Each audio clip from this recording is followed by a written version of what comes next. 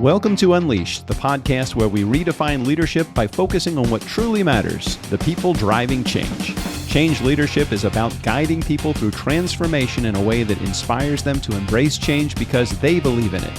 Whether you're a leader looking to foster a culture of growth or someone eager to break through barriers in life and business, this podcast is for you. Now our host, Wendi. Welcome to the Unleashed podcast. I'm your host, Wendi. Joining us today is Mahesh Guruswamy, a tech industry powerhouse and currently CTO of Kickstarter, with over 2 decades of experience turning bold ideas into reality. Known for his no-nonsense leadership style and knack for mentoring rising managers, Mahesh doesn't shy away from tackling the tough stuff. His book, How to Deliver Bad News and Get Away with It, says it all. When he's not shaking up the tech world, he's running Orange County trails or exploring the eerie depths of cosmic horror fiction. So, Mahesh, really excited to just dig into your superpowers and just kind of your leadership journey. And of course, we definitely want to talk about your book. So welcome to the show.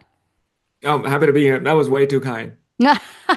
Well, it's all true. If LinkedIn and, social media is to be believed, you have quite the eclectic career and personal life. So really want to dig into that. Absolutely. Let's do it. So currently you are at Kickstarter. You're a CTO with them. And, I was doing some research in preparation for this podcast, and what a fascinating company. It's a great company. It's a very unique company. I'm just happy to be there. So share with our listeners a little bit about Kickstarter and how you arrived there as their CTO. Sure. So Kickstarter, for the uninitiated, is a crowdfunding platform. My hope is most of your audience already knows what Kickstarter is, but quickly for the people who don't, so the Kickstarter is a platform where we enable creativity to come to life. So if you have a creative project that you want to raise money for without giving up equity, and raising money from backers who are interested in supporting the arts and creativity, Kickstarter is the way to go. So people forget, some of the iconic products that have come out of Kickstarter campaigns. So, for example, Peloton was a Kickstarter project. It was first funded through a Kickstarter campaign, and now it's a billion-dollar fitness company. Another great example is Exploding Kittens, the Netflix show. My favorite. I was so excited to see that. I may or may not have it. I may or may not have bought it for my nieces and nephews. Oh my gosh, it's awesome. Yeah, so Exploding Kittens was a Kickstarter campaign, a very, very successful one as well. And the last thing I'll say is Brandon Sanderson. Have you heard of the author? Yes. He writes fantasy novels, and he raised $45 million on the platform for his fantasy novels like a few years ago. Wow. So if your audience is interested in bringing a creative project to life, encourage them to reach out to or check out Kickstarter. Yeah. So that's the first answer to your question. How I ended up here, I think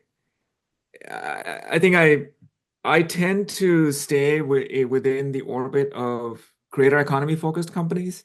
So I was at Kajabi a few years before this, and I'm a creator myself. I've been writing for fun on the side for a very long time. The last 2 years, I've taken that writing, and now I have a book coming out in January. I write on Substack and I write on LinkedIn. I think, maybe 5-10 years from now, maybe I can just survive through my writing, so we'll see.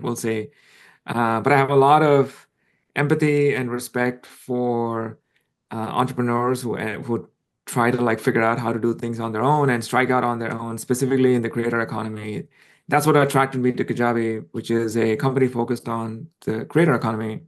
And then I think about a year ago, I got connected to Kickstarter CEO through a common friend. So Everett Taylor, who was the CEO of Kickstarter, so we started talking, and Everett was like, "Hey, there's an opening here for a CTO. Do you want to explore this?" And I was like, "Yes, who wouldn't want to work for a iconic company like Kickstarter?" And I went through the interview process, and here I am. So, along your journey, what causes you to choose the companies that you choose to work for? Like what draws you to them? Well, I think I mean, 10 years ago, if you asked me this question, I would have answered it differently. I would have said, career opportunities is what I would have said. If the role teaches me new things at an accelerated pace, then I'll be like, yeah, that's a great company to go work for. Like Amazon was one of them, Smartsheet was another one of them. But now I think the mission of the company is more important for me. And if I look at the mission of Kickstarter, it is to enable creativity. Now we're entering this world of AI generated content. So we have, the AI can generate music, can generate art, can generate a bunch of things.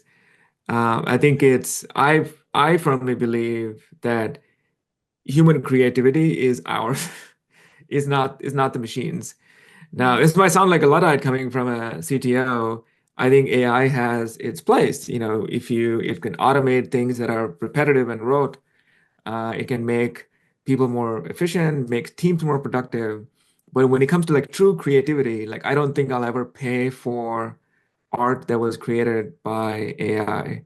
And that's one of the stances we have taken at Kickstarter too. Like your core product that you want to raise money for has to be driven by human creativity. Mm, So the mission of the company was very attractive to me. That's number one. And number two is the executive team around me. So Everett is great. He has put together a phenomenal executive team around him, and I just learn from them every day. And then the third piece would be the team that I would be managing. So at Kickstarter, I manage the product and engineering teams, and they're just a phenomenal group of people. People who are there, the company, not to just make money, but people who are there because they support the cause of the company, mhm. which is very hard to come by. Yeah, for sure. Well, I love that you're in tech and yet you prioritize people. Sure, sure. Because I think, there's this fear out there that, AI is taking over. And, I did have a little bit of a scare this week because I use ChatGPT daily for a Mhm. lot of different things. And my internet went out just for a minute. And I'm like, I mean, I had this panic for a minute. And then I went back and I went, okay, Wendy, this is ridiculous. Like, what we start to rely on. And I think I love what you said, Mahesh, about, there is this human creativity that AI just will never be able to duplicate. So I don't know, that kind of calms me down a little bit and assures me that things are going to be okay. Well, I mean, the other thing to sort of think about is AI, the current AI models, they learn from the content generated by humans, right? Right. So, like GPT can read all the textbooks in the world or read all the content in the world written by humans and then draw patterns through it. But if human generated content disappears completely, Mm, what would it learn from? Right? There's like a lot of theories on how it could still keep learning. Like it could generate its own content and it would like learn from it. But I mean, but I'll see it when I believe it, right? yeah. Um, I'll give a quick analogy on how the current AI tools work. So I have a Keurig machine, which is for want to get coffee really quickly. I go there and then like make a cup of coffee. And then I have an espresso machine for the special days when you make stuff by hand. So drinking a latte from the espresso machine is what human generated content feels like to me. So looking at ChatGPT generated content looks like drinking from a Keurig machine. I'm sure Keurig machines are great, but I'm just showing that the richness in human generated content is orders of magnitude higher than AI generated content. Technically, you're supposed to be able to tell the AI to use your voice. So people ask me all the time, like, did you use AI to write your book? And the short answer is no. I wrote the manuscript myself. But then I use tools like Grammarly, for example, to say, hey, I'm Yes. missing a comma here, I'm missing this period here, this sentence can be restructured better. For that, it is very powerful.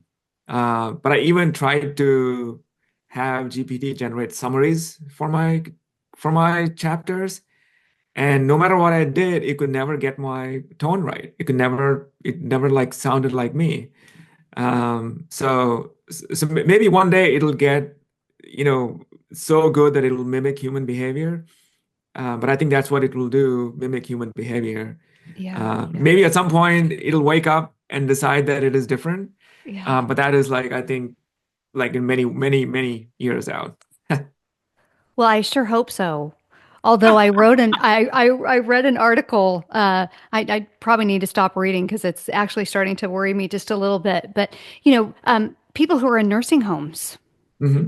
they're actually buying robotic pets because they can't have, you know, real live pets, and so they're buying robotic pets, and they're actually showing, and they're I don't know if it's a I don't know what the technology is exactly, but it's actually showing that it can actually provide an additional comfort, companionship. I don't know. I I don't think it's a know. little I mean, scary. yeah, I mean, I mean, one thing I would say, like, I don't think we should be scared, right? So if you think about all the major shifts that happen in sort of technology evolution, right? Like when typewriters got, no jobs for them, and then they retooled and got another set of jobs. Librarians disappeared, because of online books and etc. I think I think humanity will always find ways to like keep itself busy and Hmm. productive. Hmm. So I don't necessarily think that this rise in AI will make us all obsolete. It will make certain jobs obsolete for sure, Yeah. but it will allow those group of people to like retool and like do other work. A great analogy, which is like just like in the last 10 years, is the rise of Amazon's web services. So back in the day, like 10, 15 years ago, when you have to develop host a system, you have to go to a data center, you have to like buy the servers, you have to install software on the servers and manage it and staff it. AWS came along and it said, we don't have to do any of it. You can do all of it through the cloud, and here's a UI where you can go to and set up your servers and deploy your software to it, and you're good.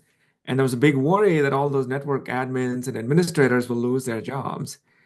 But in the end, most of them retooled themselves to be cloud administrators. So none of them like lost a job and were like finding it hard to like find new jobs. They just retooled themselves and found new jobs. So I'm not Yeah. too worried about that aspect. Yeah. It is the evolution of tech, isn't it? For sure, for Yeah. sure. And we're okay, which we're going to be okay 10 years from now. It's just going to be so different. And I think that's just it's so interesting to think about that. So I want That's to go right. back, Mahesh, to something that you said a little bit earlier that you mentioned crowdfunding. And I Hmm. actually had read one of the Kickstarter's white papers on iconic products that had actually started Kickstarter campaigns like Peloton and Sure. pop sockets and exploding kittens. And I'm curious, share with our listeners a little bit about what crowdfunding is and how did it make these products iconic?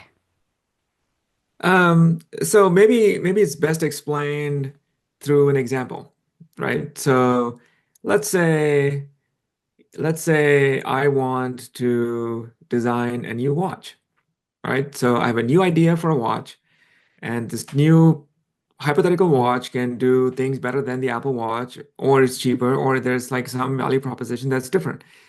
So, what are my options? So, I can go traditional kind of venture funding. So, I can go convince a bunch of capitalists to give me money. So, I can go build a product and then sell it. I can do that. Or I can do some sort of pre-order. So, I can set up a Shopify site. I can go, hey, audience, here's a new product that I want to build. Pre-order this so that I can go build a product. But the downside of the first two options is if you're going the traditional venture capital route, it is extremely hard to raise money, number one. Not everybody's going to give you money. And number two, you have to give up equity, you have to give up control of the company. So that's the two downsides. The downside with the pre-orders is there if you don't have an audience, if you're like the average person who, just has a regular job and then suddenly you decided to like build a new product, then unless you have an audience, your pre-order is not going to work. So this is where crowdfunding comes in because Kickstarter has, north of 25 million backers all browsing the site looking for innovative products to back. So I can go to Kickstarter. I'm going to create a campaign saying, hey, this is a cool new watch, and this is all the new things you can do. And then I'll publish it. And now that product is visible to 25, potentially 25 million backers. So if I people are searching for innovative projects to back all the time. Mhm. So there's a lot of volume through Kickstarter. And even if you don't have an audience, if your product is unique and innovative, there's a real chance that it'll get funded. And the other unique thing about crowdfunding is it is time-based, right? So you have limited time to get the product funded, and it's all or nothing. I think people argue whether all or nothing is good or not, but I think all or nothing is better because it instills a sense of urgency on both the Absolutely. backers and the creators to like fund the project. And then you don't have to like have the product ready to raise money for it. You can just say, here's my plan to build the product. And then once the campaign is done, you build the product and then you ship the rewards to your backers. And you haven't given up equity to anyone. So you still maintain control of the company. And then you have now just amassed a new bunch of audiences, your fans, like who are like, oh, this product is very cool. I'm going to follow this person. Many comic book creators, indie authors, design and technology creators have found their first start on Kickstarter. So when I talk to creators, experienced creators, hey, what attracted you to Kickstarter? The number one answer is this is the place to go start. I had no Yeah. audience when I started. When I went here, I got my first set of audiences. And I think it's just a fantastic way to raise money, specifically if you have a physical reward to give out. So that's one thing to keep Mm. in mind, which is why, books, products like technology products, hardware products, um, art, physical art, they do really well because there's a tangible reward you can give out to backers as a thank you for backing the project. So interesting. Because I see it almost as a building your community as well, because how else would you get it out there if you didn't have something like Kickstarter? That's right. That's right. And actually, you used the word that I wanted to use, but it skipped my brain. Is community. Like the number one value proposition of Kickstarter is go there to build your community. And it's just a great way of finding your first like 1,000 customers. That's just that's just so things that I just really honestly I just hadn't even thought about because I'm not that creative genius like you are and some of these people they're coming to Kickstarter and so as I look at this I and even crowdfunding I really hadn't thought a whole lot about that. So how do you think that crowdfunding has transformed from simply just funding ideas to actually becoming a platform for building communities and really reshaping how people engage with innovation? Because if I knew that there was somebody like Kickstarter and I had an Mhm. idea, I would be dead in the water because what do I do with it? And to Right, right. know that, there's somebody out there, I think it may actually help me to engage in innovation. I don't know. What do you think? Yeah, I think so. My thoughts are so Kickstarter as a company has always stood for the common person. It's always been counterculture, right? Hmm. So our whole ethos is, you don't have to give up control to anybody else. You own your own destiny to a large extent. So if you think about like people who are building products in traditional manners, you're beholden to the social media companies for their algorithms. You're to give you the audience. You're beholden to maybe venture capitalist companies to like give you equity. I think the only platforms that allow, I think, true creativity where you can control your creative process and create your own destiny are the crowdfunding platforms, and Kickstarter is the biggest one. And it is and the thing that is unique to Kickstarter is the people who are the backers at Kickstarter are looking for projects to fund. These are, the big cohort of Kickstarter backers are millennials. It was a millennial darling when it came out in 2009, and still millennials and Gen X's are the biggest cohort of backers for Kickstarter. And now they all have disposable income now, right? So they're looking for stuff to back. Um, and it's just not possible everywhere else, right? You have to do some sort of pony trick to like get people's attention. But Yeah. here you have all these people like waiting, like searching for projects every day, like how, and I think that is the beauty of Kickstarter and the community behind it. And every category is slightly different. Like the design and technology category is different than games, which is different than publishing, but the aspect of community is very common across all of them. Mhm. Which is very unique. Yeah. Well, it certainly sounds like you have found your home, at least for now, because it sounds like you clearly are someone who is passionate about mentorship and about, bringing managers along and teaching them how to be leaders. And, in this creative space that is innovative and gives people a shot at something they wouldn't normally have a shot at. It just seems like that's just the perfect thing for you right now. Yeah, yeah. I think the ethos of the company, as I mentioned, is that was like a big draw for me. So I think this definitely feels like home, Yeah. for the foreseeable future. And I think just the aspect of supporting creativity is just like is very near and dear to me, Yeah. specifically because I have gone through the process myself and have seen others go through that process.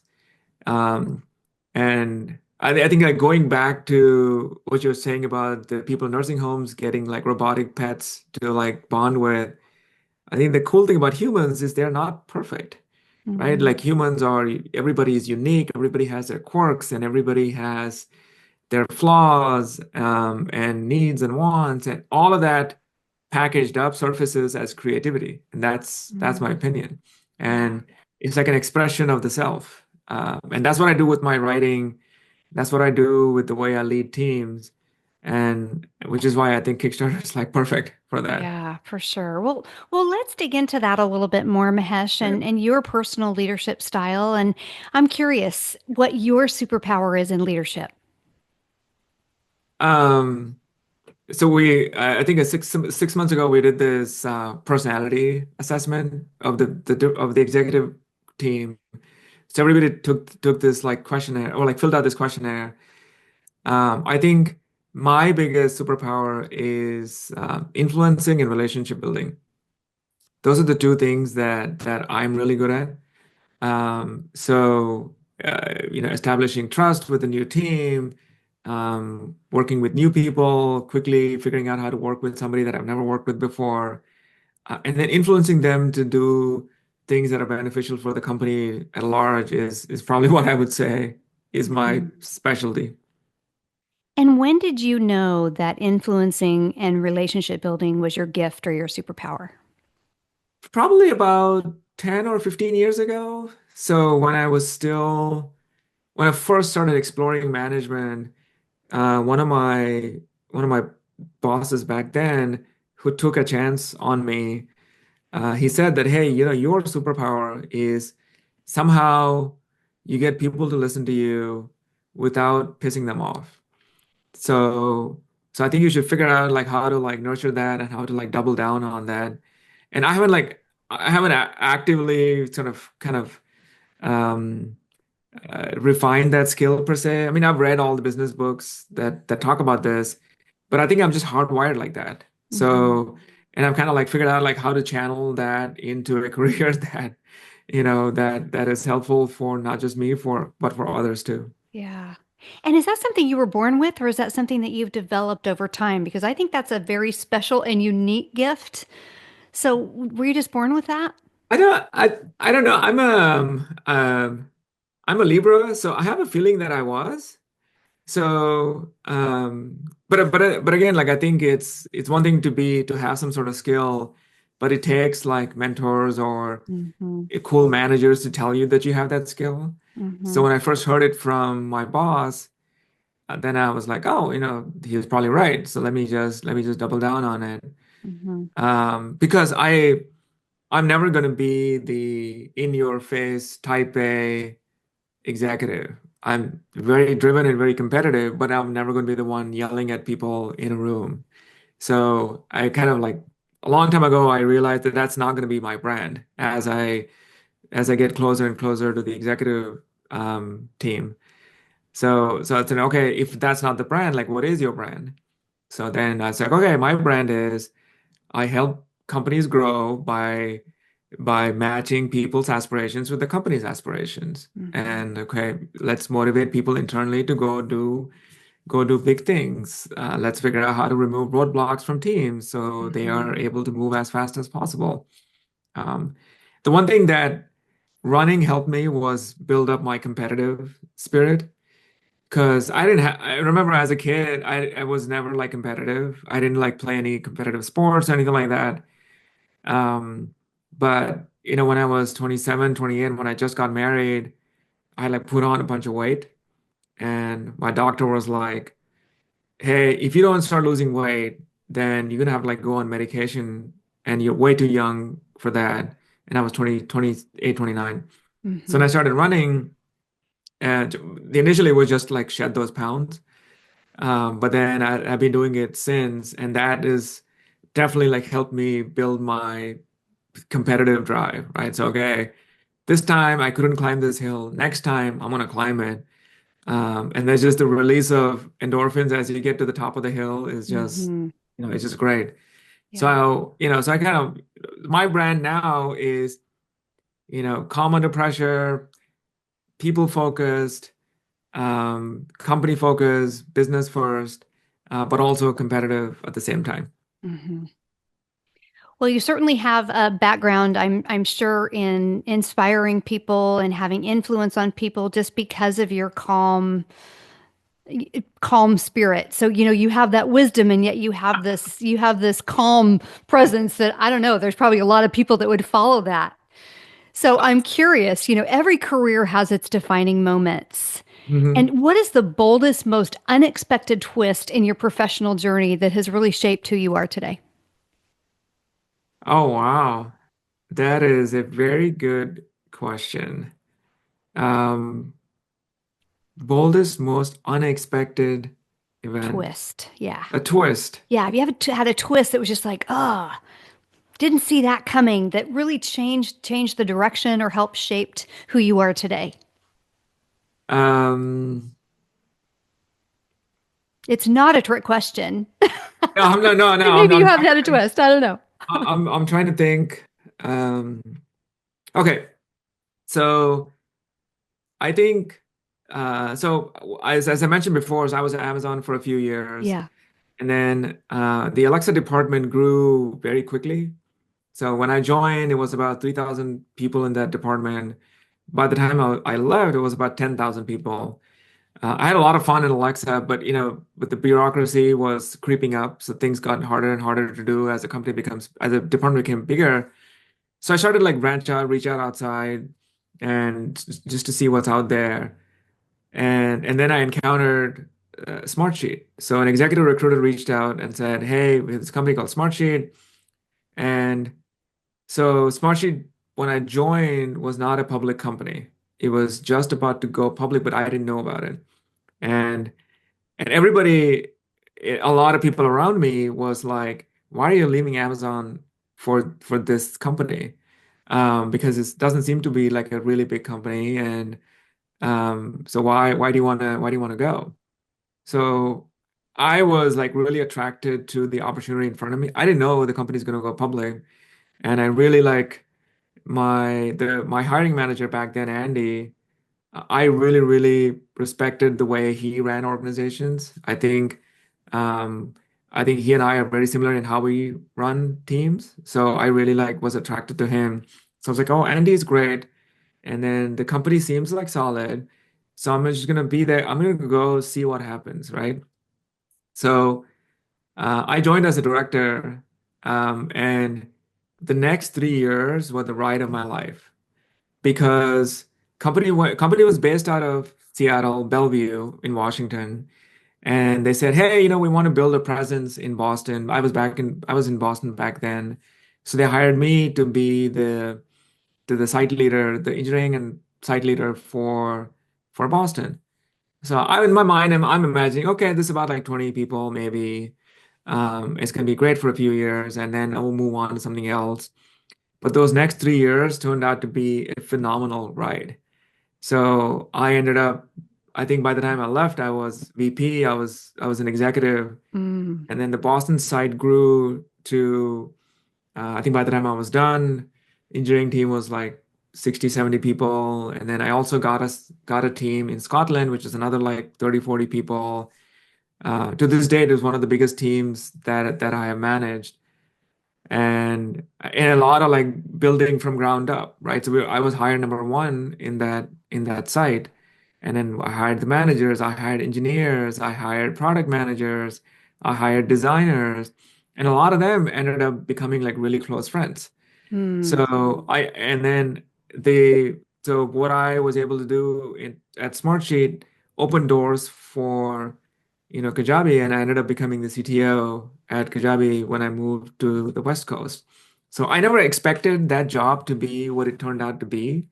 The only one who was like really supportive of that was my wife. She was like, "Oh, Mm. she is very much she can tell how I'm feeling about things. So she was like, "Oh, the way you're describing Andy, he seems great. The opportunity seems great.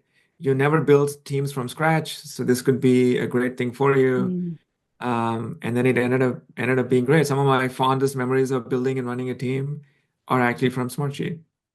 Oh man, I just want to dig into this so much. I just want to, pick your brain on how do you build a team that's successful? How do you build a team that wants to follow their leader and are clearly working together? And, as a team grows, there's oftentimes lack of alignment and this competitive spirit and all these things. So, Mahesh, as you reflect back on your career and the experiences that you've had building teams, and now I know you're really passionate about mentorship.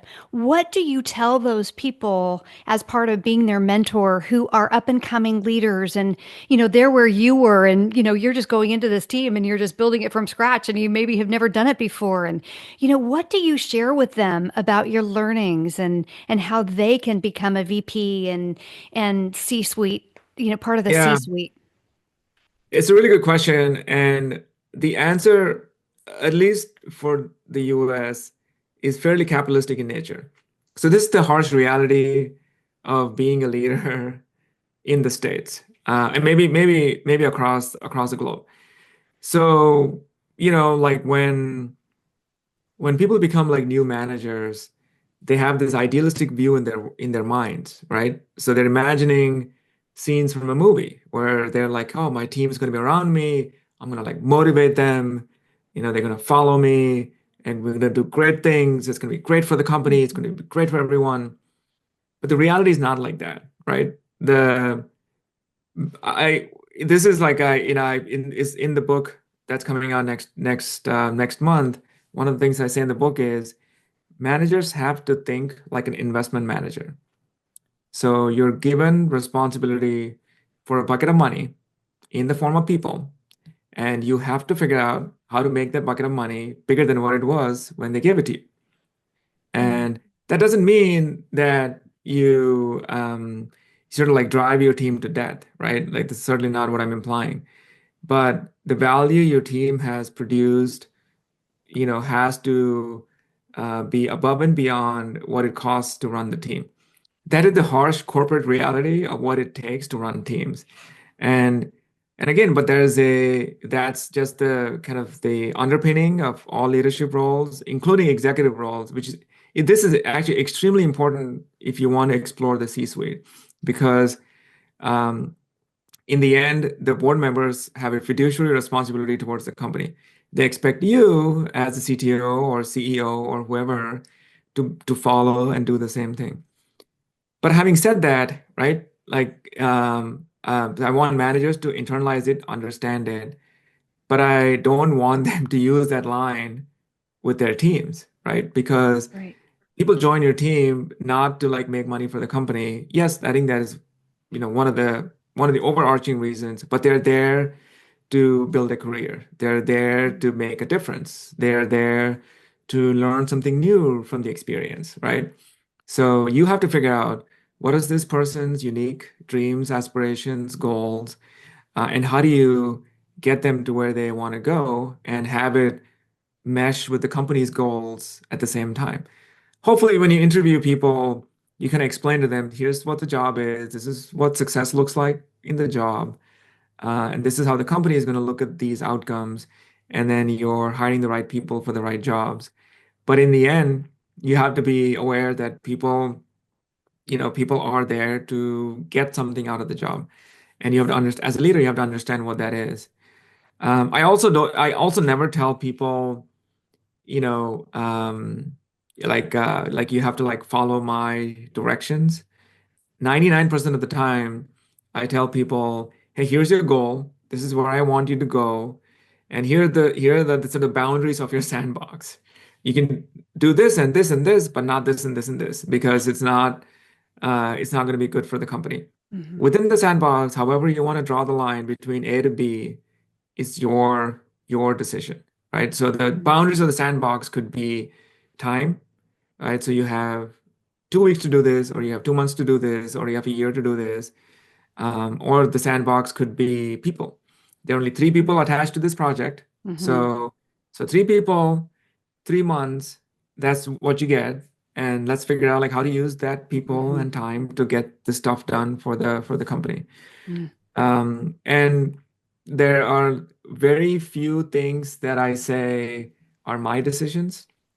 So the things that I like to control are organizational structures and people's titles and compensations, because that is the biggest leverage that I have. If I want to like reshape the team quickly, that's what I can change because I know that'll have an impact to the bottom line and the productivity of the team. Outside of that, I tell people you're free to do however you want to do this, whatever project management methodology you want to use, whatever technology you want to use, but here's the outcomes. And I spend a lot of time working with the team to define to get aligned on the outcomes. So you do a Mhm. project, right? So let's say we build a new feature at Kickstarter for creators. So I spend a lot of time with the product managers and the engineering managers in the beginning of the project to deeply understand what success looks like for that project. So the project success could be X number of creators using this on a daily basis. And then once I'm aligned, and then once we get aligned on a timeline, then I'm out of their business, right? So you can do however you want to do it. And I call this guided chaos. And this has helped me. I I love think this that. has helped me a lot in the last like 10, 15 years. Yeah, guided chaos. You really should patent that.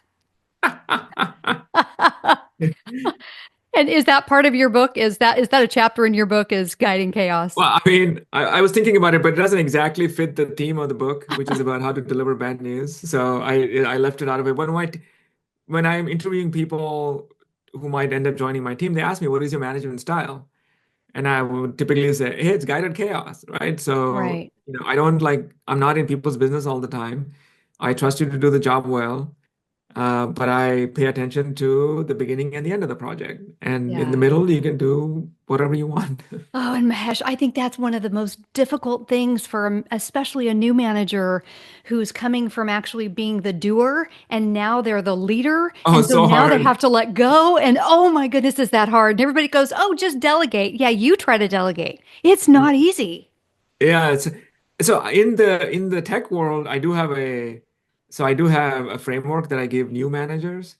So in the tech world, a lot of times individual contributors end up wanting to become managers. Yes. And this stuff is actually covered in the second book that I'm writing, which will come out, I don't know, 2 years from now. Um, so what I talk about is if you're first of all, I give man like aspiring managers a quick assessment, like a quick test, and there's like yes, no, and do you like to share credit, for example? Does it bother you if you miss deadlines? Are you willing to go without validation? So there's a bunch of things that I have come up with, and if the person chooses yes for most of those, then like okay, you're like mentally maybe ready, and then I say. So the things you have to like figure out is, or you have to like have a pulse on is status of the meeting, status of the projects, and health of your people and health of your systems. So create mechanisms to monitor that, and you don't have to be in the day-to-day. So you have a status meeting every week where you ask the people how they're doing, are they on track? You have a operations review every other week where you talk about are the systems doing well? And then you have maybe a monthly meeting where you and your manager get together to find out how are the people doing? Are they performing well? Do some people need help? Are some others performing really well? And you have to think about like promoting them, for example. And as long as you do those three things, and I stole this phrase from my old boss who calls it rhythms of the business meetings. Hmm. So as long as you have these kind of rhythms of the business meetings going, you can like scale that from a manager to like an executive because it works like across like management levels. Yeah. So I want to talk about your book because a lot of Sure. what we talk about probably is in your book. So tell us the name of your book, when it's coming out, and what's it about? Sure, sure. So the name of the book is How to Deliver Bad News and Get Away with It.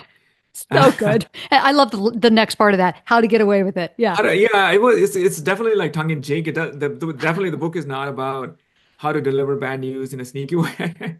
It is how to do it the right way. Yeah. And the get away with it was more tongue in cheek. It's more like how do you deliver bad news and still stay with your sanity? I think that's what it's about. Yeah. The book comes out on January 14th, so depending on when this airs, the book might already be out, and will be available everywhere where books are sold, Amazon, Barnes and Nobles, etc. So the book is about, I like to call it the messy bits of management. So I have read, I mean, not just me, people have read a lot of books about the good parts of management. How do you motivate teams? How do you build high performing organizations? How do you influence people? But there are not enough books about how do you deal with the messy parts of management, which Hmm. are 90% of any manager's day to day. That's How do right. you give critical feedback to an employee? How do you tell customer you're gonna be late? How do you tell your boss they suck? Not suck. How do you tell your boss like give your boss critical feedback? And over the last like 5 or 6 years, I've been writing these essays. It started out as essays for myself. It's like, oh, at this situation today, I didn't handle it well. So next time I'm going to do it this way. And then those essays eventually became this book.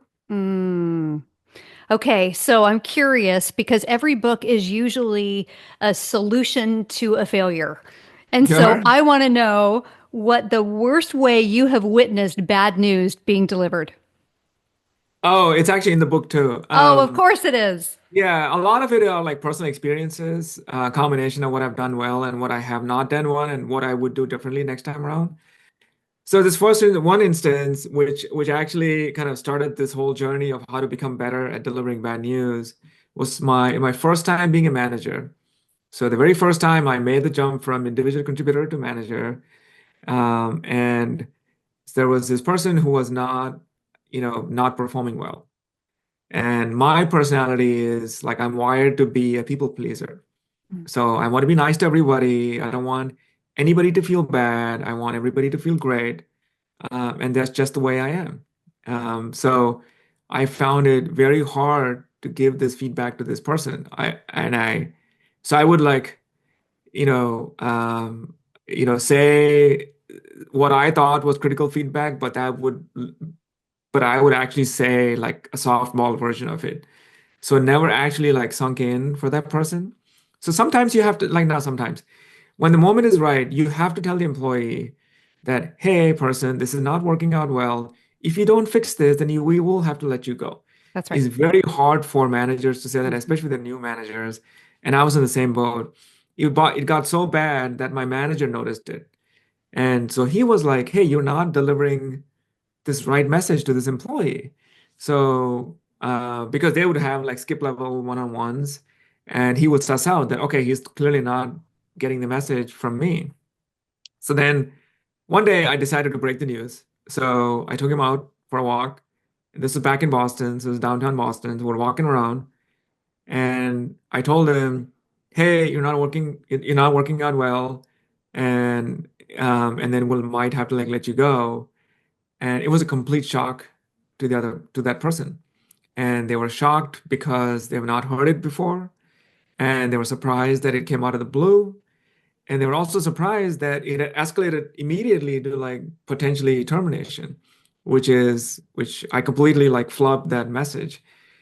And then I ran away and like hid in my cube, or like back when cubicles were there, like for the rest of the day. And then I realized like that was terrible. It was a disservice to them as an employee. Yeah. It was a disservice to the company. It was a disservice to the team. So then, I was like, okay, I need to get better at this. I need to figure out how to deliver these bits of bad news better. And that's what kind of put me on this journey that I'm on right now. Wow. So, it's funny because I always say, people don't wake up in the morning wanting to suck. That's right. So, whether you're a manager, whether you're, frontline, an independent contributor, we don't wake up just wanting to do a horrible job. And so, That's right. there's so many managers out there that I think are also struggling with that. And they've just never been taught, how do you give great feedback? How do you communicate impact objectively? How do you gain the respect of your team and individuals on your team by just having the open, honest conversations and being transparent and all of that. So, oh my gosh, Mahesh, I am so excited to read your book. It comes out January what? 14th. 14th. January 14th. 14th. January 14th. Okay, so how to deliver bad news and get away with it. So Yeah. I'll really be excited to do that. And then, of course, you'll have another one coming out. You said in a couple of years that you're already No, writing. a couple of years. Yeah, I haven't like finished the book yet, so we'll see when it comes Super out. exciting. Yeah. Well, as we wrap this up, Mahesh, it's just been a pleasure. And I have so much to learn from you, and our listeners have so much to learn from you. So, as you look yourself in the mirror and you reflect, what is the leadership legacy that you want to make sure that you leave? And how do you want the teams that work with you to remember your impact? So you talked about impact a little bit. So your legacy and also impact. Oh, yeah. I mean, I think about this a lot. I think it's one of the reasons why I started writing the book. So it sort of memorializes the way I look at the world. I think I don't have any grand ambitions or whatever for my legacy, but my hope is the people that I've interacted with, my team, my managers, and the customers that I work with, they think that I was all right. I hope for just that. I think people do a lot more harm than good. So as long as everybody around me feels I've done more good than harm, I think I'll be happy with that. It's so simple. I love that you say it doesn't have to be all this grandiose. And I think, just to be clear on the impact that you want to leave and that you are intentionally doing good things, you will continue to do good things, as will your team. So I love that so much. Thank you. Well, Mahesh, it has absolutely been a pleasure. I know that there's going to be a lot of our listeners who are going to want to get in contact with you. So what's the best way for them to contact you? Yeah, so I'm on LinkedIn. You can look me up on LinkedIn. I'm there. I'm pretty active there. And you can also go to my personal site, which is maheshguruswamy.com, and there's a contact information there. So yeah, if anybody wants to reach out to riff on whatever's managerial troubles or leadership issues they have, happy to help out. Great. Well, and we will make sure that your information is also in the show notes, as well as the title to your new book. We'll be really excited to go out and purchase a copy of that. And so, any closing words that you would have for our audience on leadership, mentorship, or just from your experience? Well, one last thing I'll leave with your audience is, even though the stuff that I talk about makes it feel like management and leadership is a very messy thing to deal with or messy thing to navigate, I think if you get into it for the right reasons, it can be very fulfilling because you're changing people's careers, changing companies' trajectories, and it could be very, very satisfying in the long run. So as long as you go in with your eyes open, you'll do great. Awesome. All right. Well, thank you for those words of wisdom, Mahesh. And I look forward to maybe even reconnecting again on another podcast, certainly in your books. Awesome. Thanks for having me. Thank you for being a guest. And to our listeners, thank you for tuning in to Unleashed, and we'll see you next week. Thanks for listening to Unleash with Wendi Swanson. Make sure to subscribe and follow to be notified when the newest episodes of the podcast go live. Please take a moment to rate and review us. It helps others discover Unleashed and join our movement of forward-thinking leaders. You can find contact information and important links in the show notes. Stay tuned for the next episode, and remember, keep leading with authenticity, embrace change, and choose to live life unleashed.